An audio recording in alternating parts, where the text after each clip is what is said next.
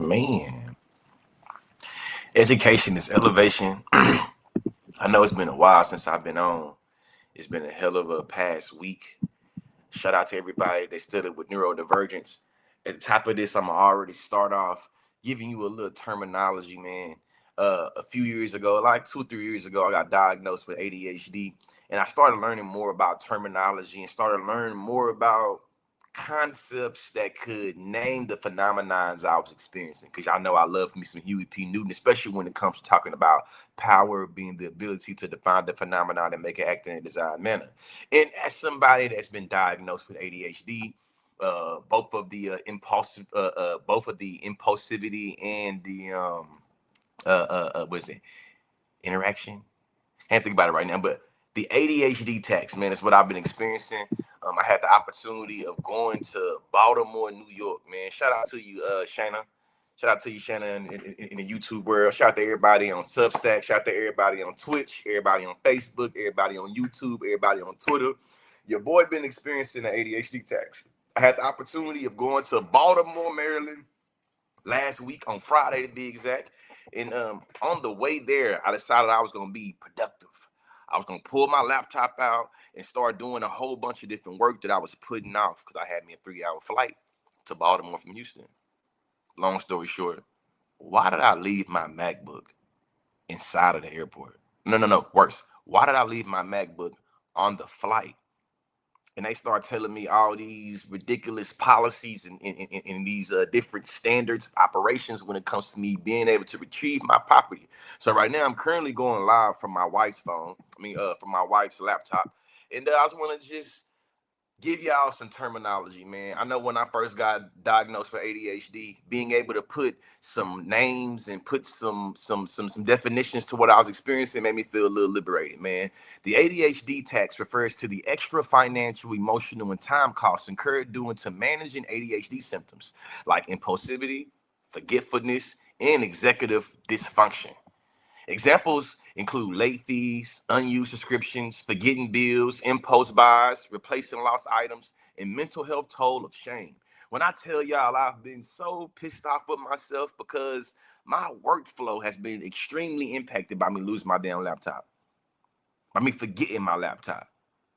When I used to come home during my college days, my homeboys knew that it was guaranteed I would lose probably my wallet or my keys, or they got to help me find my cell phone.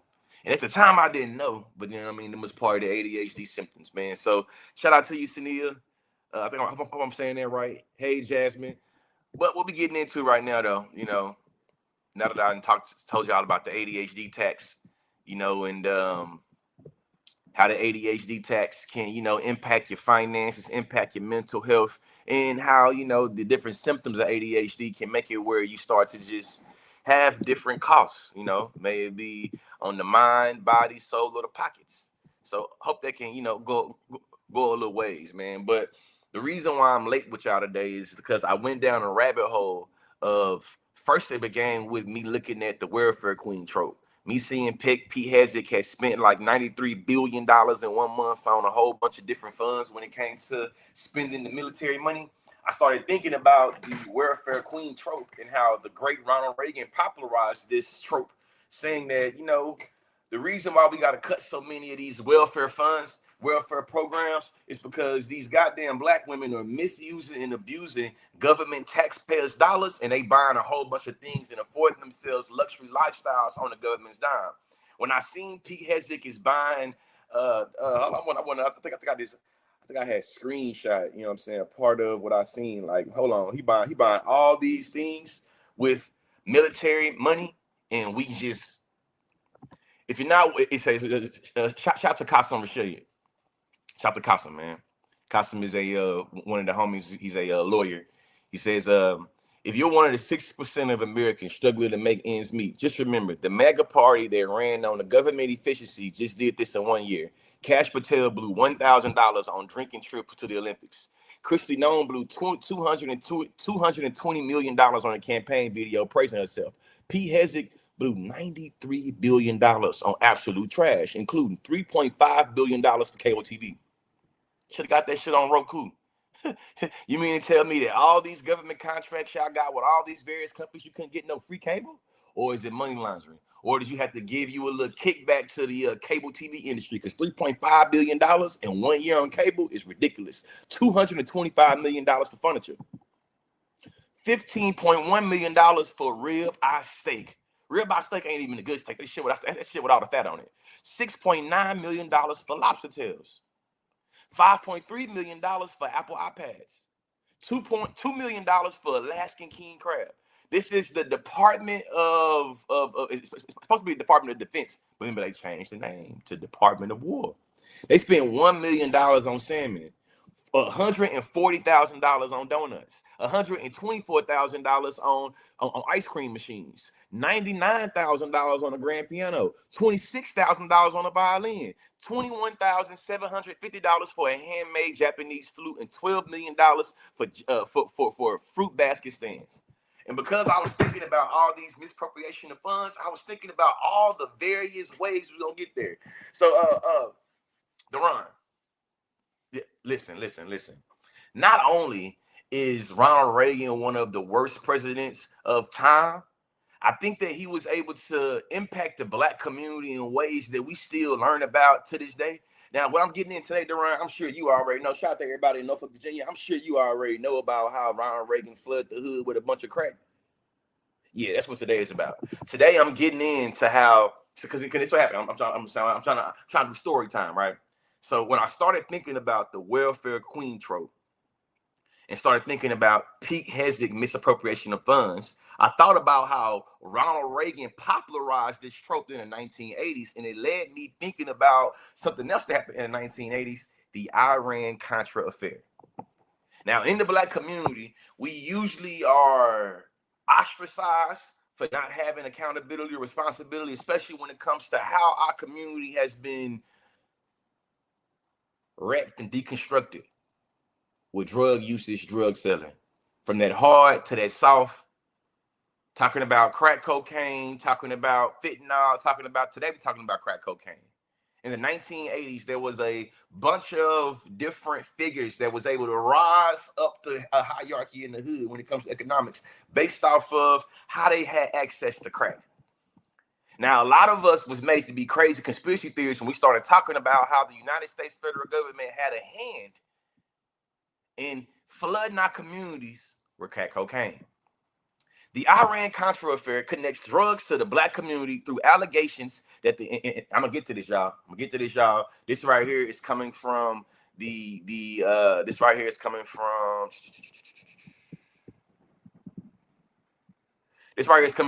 Subcommittee on Terrorism, Narcotics, and International Commission.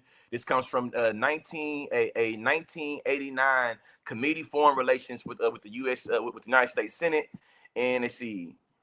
This is a report specifically from the Drug Law Enforcement and Foreign Policy Report that came out in 1989. I'm reading partly from this, but it's gonna make sense in a little bit. Start over. The Iran-Contra affair connects to drugs in the Black community through allegations that the United States Central Intelligence Agency, also known as CIA, allowed Nicaraguan Contra rebels to traffic cocaine into the U.S. to fund their fight against the Sandinista government, with profits allegedly fueling the 1980s crack epidemic in Los Angeles. These claims were famously reported by journalist Gary Webb, that suggested this cocaine fueled the crack epidemic that disproportionately impacted Black neighborhoods. While major government investigations concluded the allegations that directed the CIA involvement were unsupported, we know that the 1986 Kerry Committee investigation confirmed the United States Department paid funds to drug trafficking aiding and Contra.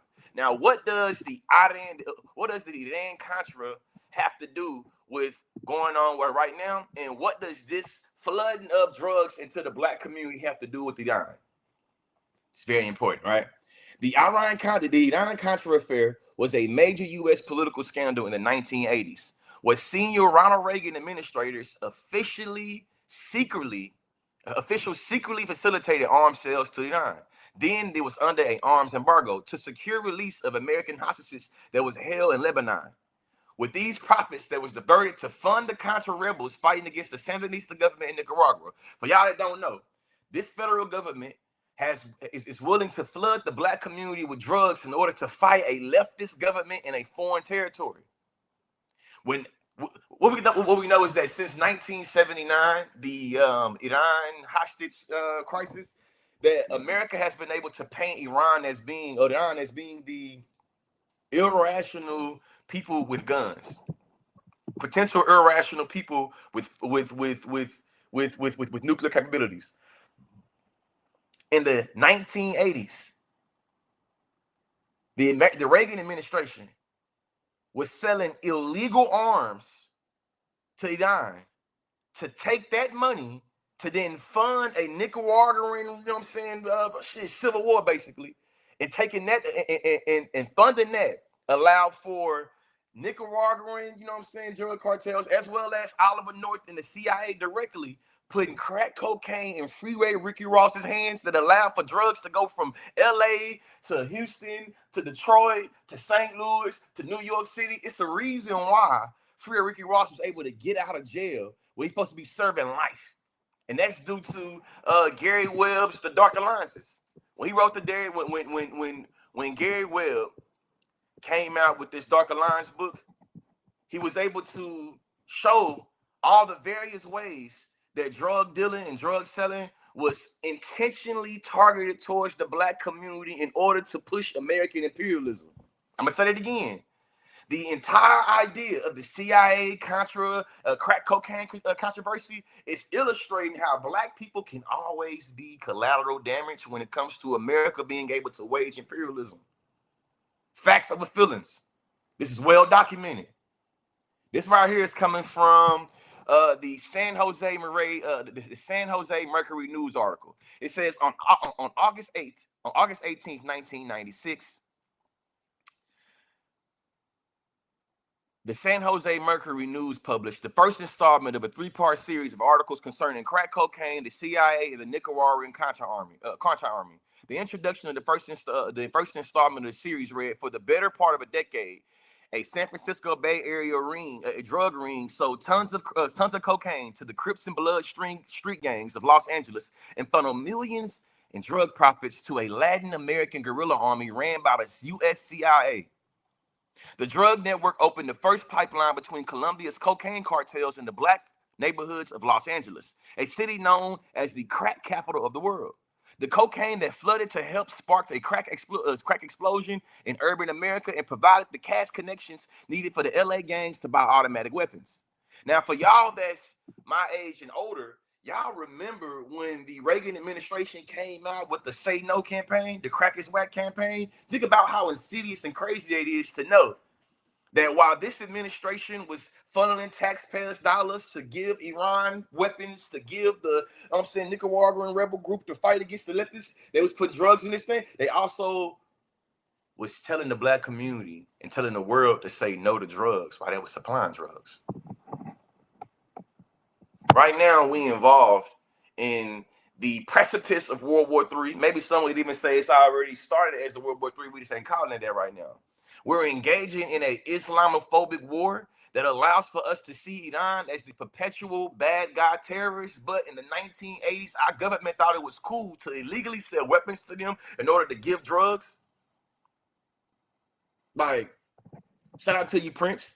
Says Snowfall didn't normalize it. Did you not watch the end? I didn't watch Snowfall. I didn't watch Snowfall, but before Snowfall came out, I was already aware of the CIA Iran-Contra affair controversy, as well as being able to connect with Freeway Ricky Ross on DMs and Instagram. As a matter of fact, I'm gonna set up an interview with Freeway Ricky Ross. I'm gonna try to reach out to him and his team and see if I can get his analysis on how he was spending years in jail because the CIA wanted to give him some drugs to flood the community. And now the same firearms illegally that was sold to Iran, that same country, now we going to war with them. Like, hey, y'all do me a favor. Nathaniel saying, didn't the guy who published the story in this book died in a car crash, Gary Webb? Let's look it up. Hey Prince, it is fair to say that the guy in Snowfall is probably loosely based on Free Rick Ross, huh? It's probably loosely based on that, right? Dewan, say you're not the one to show us the way to high morality. You're just the ops. When it's someone looking like you on the top or to crush others, the name and interest you just justifying.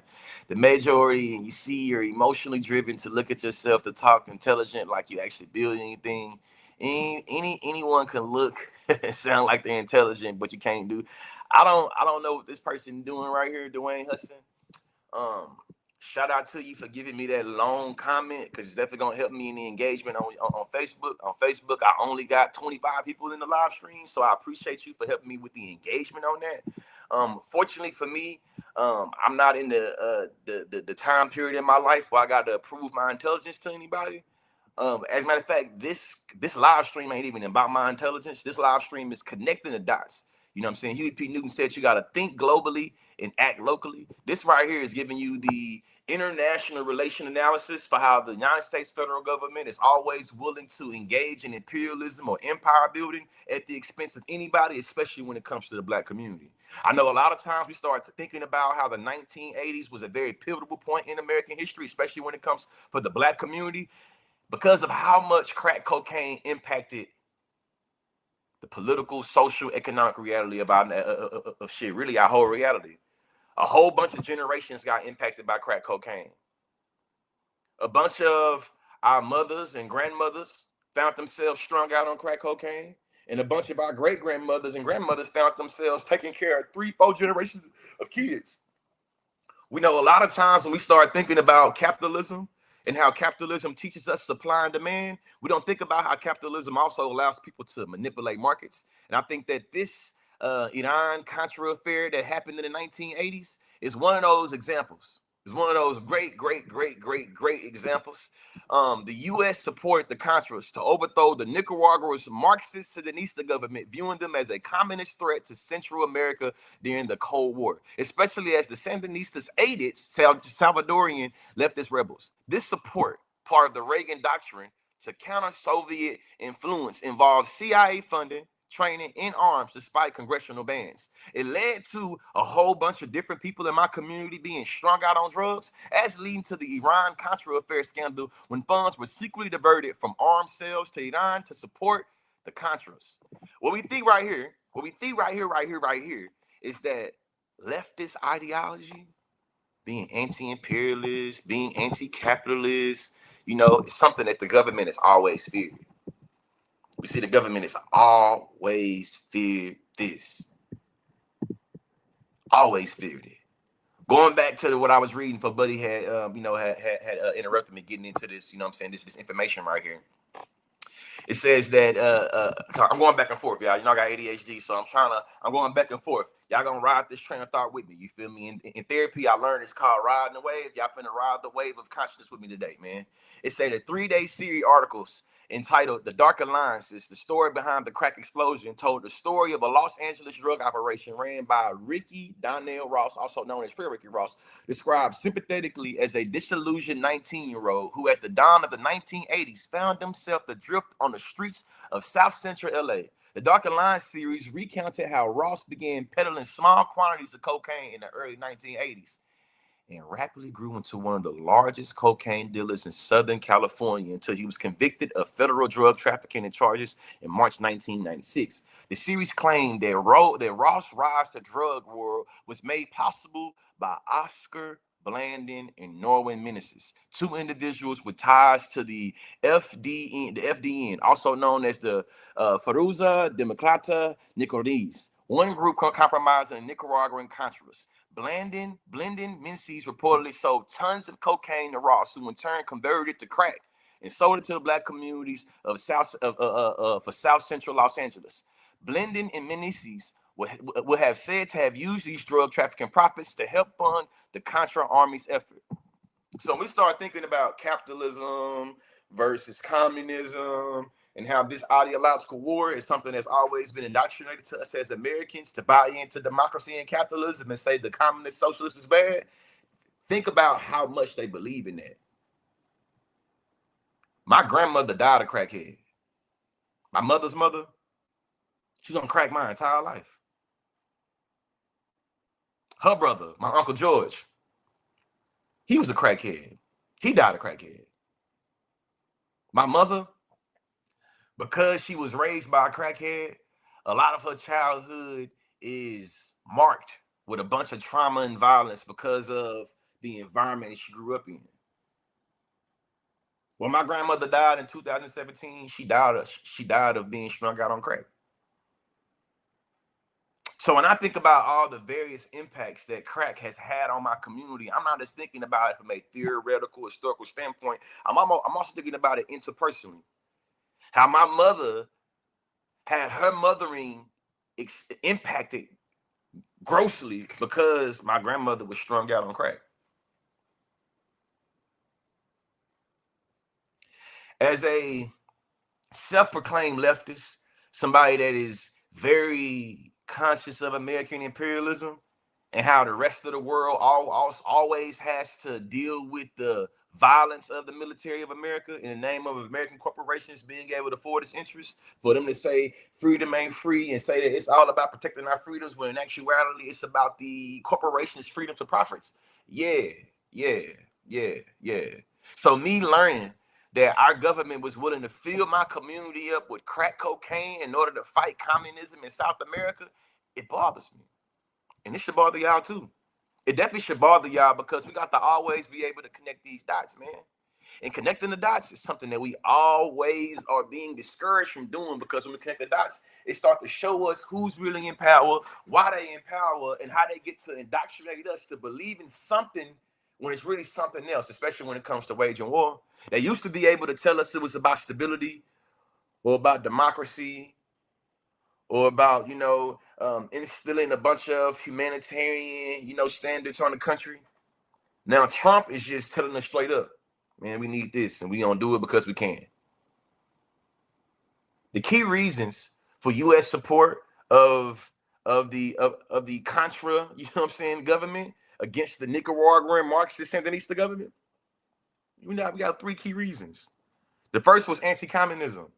The core motivation was to combat the spread of communism in Latin America, with the Sandinistas seen as being aligned with the Soviet Union and Cuba. Right now, we know Cuba is being starved out and having their power taken away from them because the United States federal government wants to cause instability for Cuba, for them to then go in and take it over again. When we start talking about how oil involves the entire world, it's important to always contextualize oil as being the way that the power in our world is fueled. So from Japan all the way to Cuba, when you have the global oil production start to be impacted and how it circulates throughout the globe, you start to see a whole bunch of different economies and societies throughout the world be impacted. And we see Cuba as one of them.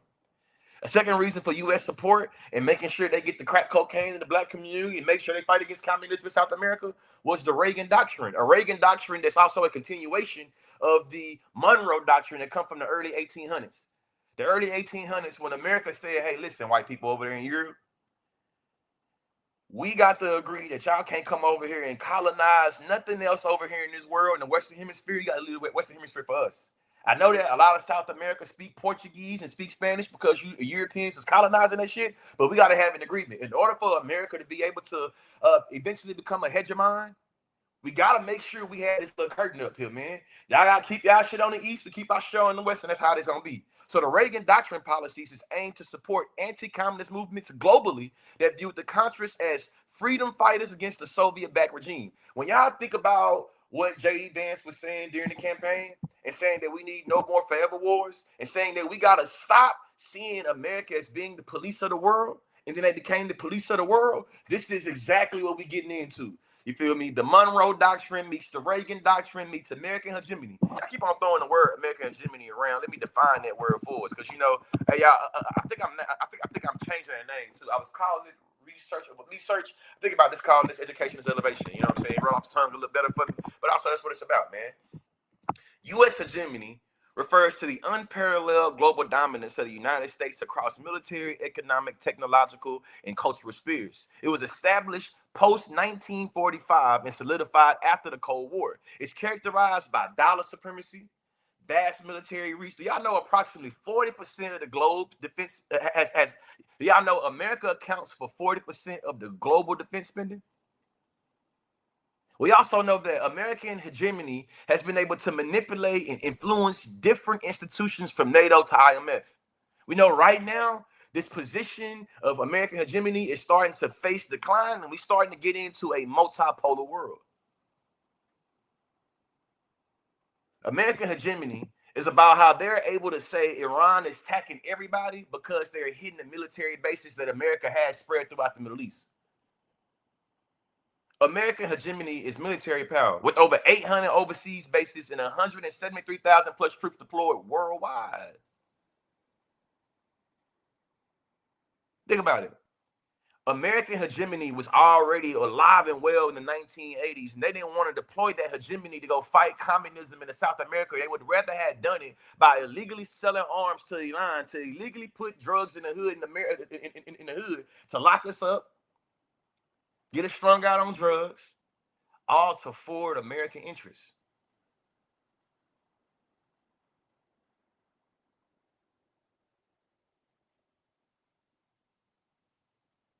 The benevolent hegemony, the benevolent hegemony strategy, post-Cold War, the U.S. maintained a strategy of providing public goods like secure trade routes, stability to gain and keep leadership. But that strategy is becoming less sustainable. Our world now is heading towards a multipolarity where we have multiple different nation states that's able to dictate how the globe goes instead of America being able to manipulate the economy to do it. This takes us back to the Iran-Contra, man. They wanted to stop arms in El Salvador, and they were willing to stop arms in El Salvador so much they were willing to illegally sell weapons to a country that America had its own weapons embargo on. I'm finna refresh our memory real fast, man. When Reagan said, "I'm afraid,"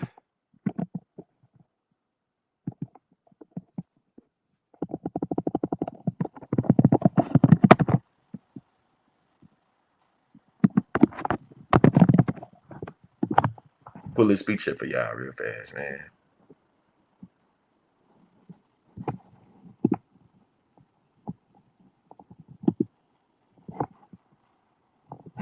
See if I can find it real quick. Fresh out memory. Qatar says, and right now, America is not allowing Venezuela to sell oil to Cuba. If being real, this is how. Ooh, I'm finna get to you, crashing Phantom. I ain't read the whole comment you got right there, but I'm finna get into that before I play this clip of Ronald Reagan to refresh our memories. Qatar says right now, America is not allowing Venezuelan oil to sell to Cuba, and this is how American hegemony has been manipulated. A lot of the global trade throughout the world, they have made sure they had to trade in American dollars, and a lot of the oil that's been traded throughout the world, they used to make sure that was traded with American dollars, even if it didn't involve America. So right now, when we see that America is not allowing Venezuela or not allowing Venezuelan oil to get to China or get to Cuba or get to Japan, this is how American hegemony used to work behind the scenes that allow for Americans to feel like our government is so efficient and them other governments is so corrupt and bankrupt, and that's the reason why American dollar holds supremacy, when in actuality it's about things like this. Crashing Phantom 9632 says, I'd argue American hegemony also has intentional added benefit of protecting and enforcing the capital of Western Europe. American never supported being a colony, just a good overseer. Okay, well, okay, let me read that again. So you'd argue that American hegemony was intentional, added benefit protected. I mean, definitely. I thought you were about to say American hegemony benefited the world. And I'm about to be like, hell no. Let's see if I can find this though, man. I can find. Let's see this one. Let's see this one. We gonna view it together.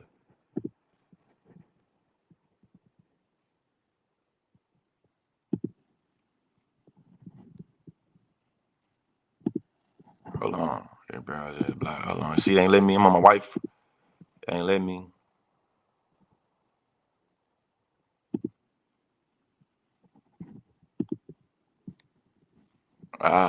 See. See if this is y'all. President Reagan address. This right here is from December 2nd, 1986. And I believe it's the viral clip that we all know. I thought it wasn't true and it wasn't true type shit. We're gonna see this one here right here. This is the address to the nation on the investigation of the Iran-Contra affair from the Oval Office. This is the master tape.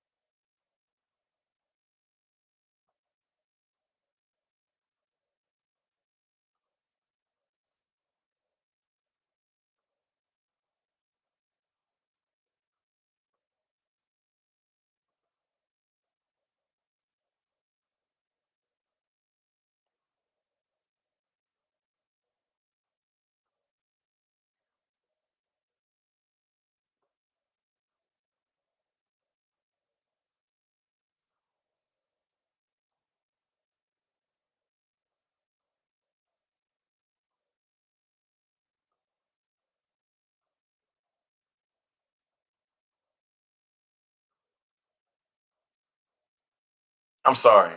Hearing Ronald Reagan saying somebody promised him a tough, no nonsense investigation is like, sir, you are not tough, and you are definitely a whole bunch of nonsense. Ronald Reagan.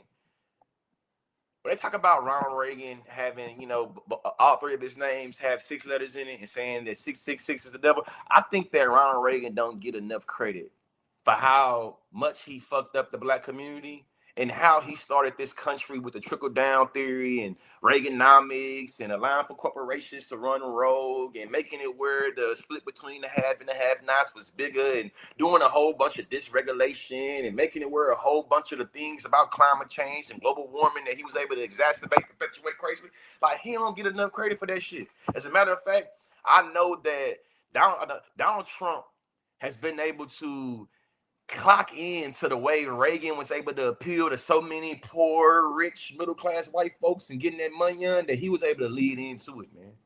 I'm talking about the psychopathology about how the world, about how white America feels about Ronald Reagan is something that I believe scholars should be studying for ages and ages and ages, man. For ages and ages and ages, man.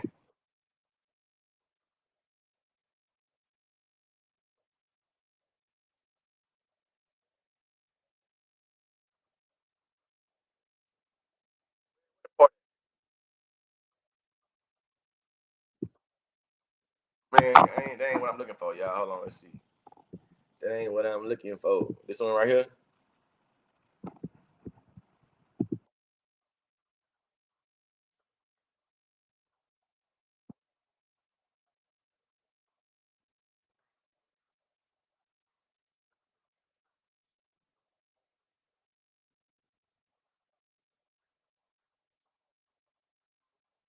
Hey, when you think about it, the 1980s was really crazy because 1980s is really crazy because that's when we had can't hear it.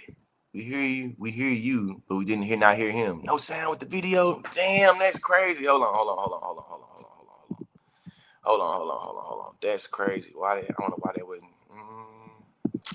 Y'all couldn't hear the video. That's whack. Messed up the whole quality. No sound. No sound on your share. No, I'm sorry, y'all. Hold on. I'm sorry. Let's see. That's crazy. I was letting it play and everything, thinking I'm letting it, Hold on. My wife's computer is different, man. That's I don't even know how that was even possible.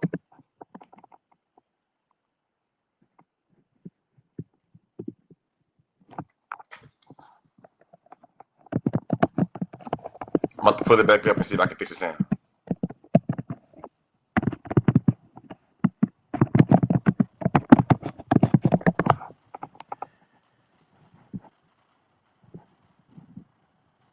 All right, let's see.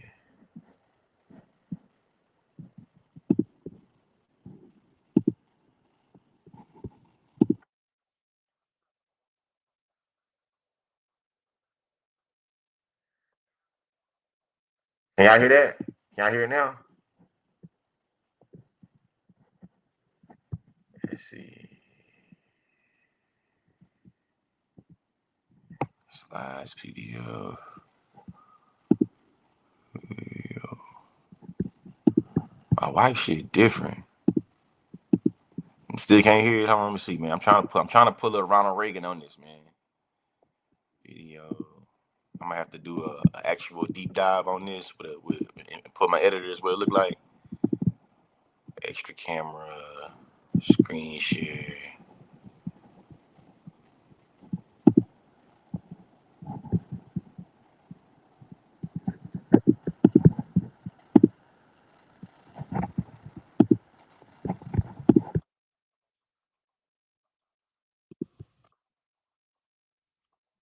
Let me share. I'm having some technical difficulties. Yeah, hey Alicia, shout out to you. Apollo, when you watch the replay, I'm gonna have to damn near put the video in. I don't know what my wife's computer. It's when I do the screen share, extra camera, no slide, video file, image file. It ain't let me just share a window.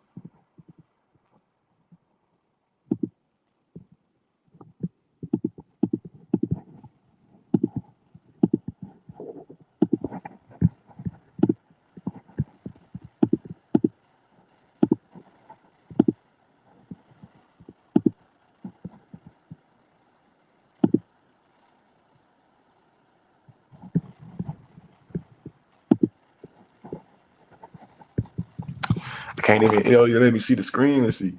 I'm gonna try this again. Can y'all hear? The option anywhere that says share with.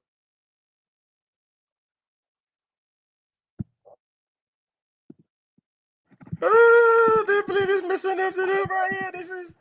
This is TV right here, man. Hold on. This is crazy. Damn, that's bad. Hold on, man. See, display, visual effects. Unfortunately, Safari Mac doesn't support visual effects. Cause I'm on Safari. Man, I mess around. Got to start off. I mess around. Got to call. Yeah. Hey, this part one right here. I'm finna go to. I'm finna get on the fire. Man, the Google Chrome. Man, that's what it is. Your video is perfect. The audio is perfect. The video is 0%. Oh, so now you can hear it. So y'all can hear it now. Hold on, man. This is impacting the quality of what we got going on right now, guys. They don't want me to get into this research of me search, man. They don't want me to get into it. Y'all can see it. Let's see.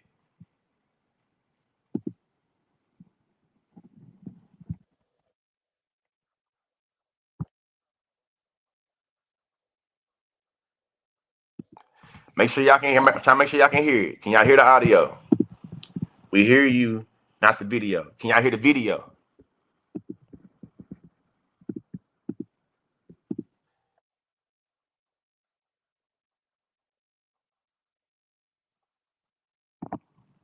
Can y'all hear that? Y'all ever hear the video? We hear you, not the video. Yes, no. So hold on. Miss Watchman saying no. Tina, you saying yes. Can y'all hear Ronald Reagan talking? I'm about to press play, Vegas girl. Tell me, do y'all hear the video playing? Can you hear it?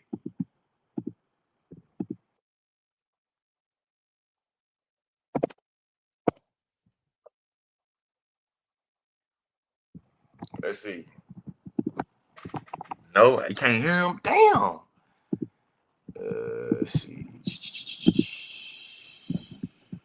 Audio.